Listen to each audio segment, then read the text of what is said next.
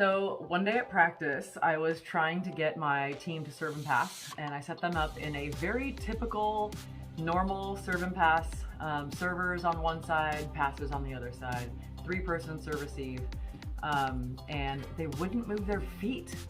So I went back to a very, very basic drill that I'd done in the past with baskets. You'll see that in my other videos. And I remembered that when they were catching the ball in the basket, they would move their feet to try to catch the ball in the basket. So I was like, okay, maybe we can turn this into some different kind of a game. So here's what evolved. I set 6 serve receive passers into a serve receive pattern on one side. And then I had them with baskets at first. And then I had another side serving. And the game was, I needed the servers to try to serve hard and fast and more aggressively into spots where it would make the passer move, but the passers weren't moving originally. But now that they had baskets, they would try to catch the ball in the basket.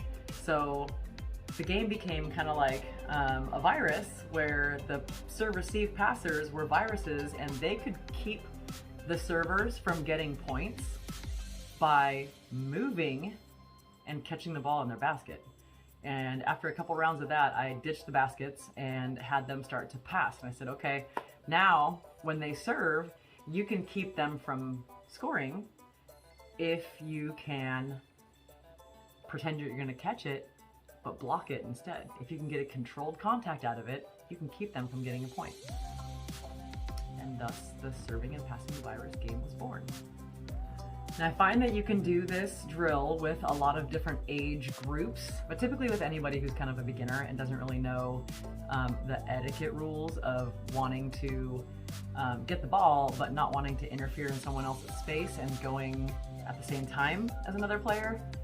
That can stop their movement and limit their ability to pass. So even though this drill is more focused on the serving side, because they're the only ones that can get points, it does rely kind of heavily on how good your viruses are. And the sub result is the passing movements get a little bit better.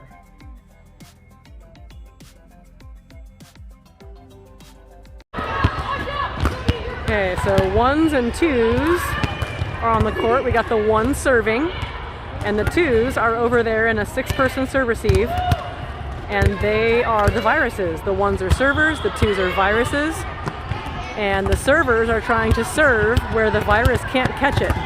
So the servers are the only ones that can get points in this drill. The viruses can keep them from getting points by catching the ball properly like that at their belly button. They can't catch it over their head. If they catch it over their head or drop it like that, that's a point for the servers. You time it for 5 minutes, and at the end of 5 minutes, the 1s and 2s switch, and the viruses have to score more points than the servers that are serving now.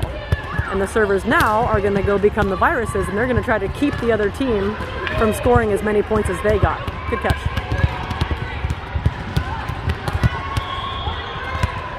I like this drill because it encourages the servers to serve fast and tough, but it also encourages the passers to catch it in the right spot without them knowing that they're actually lining up to pass.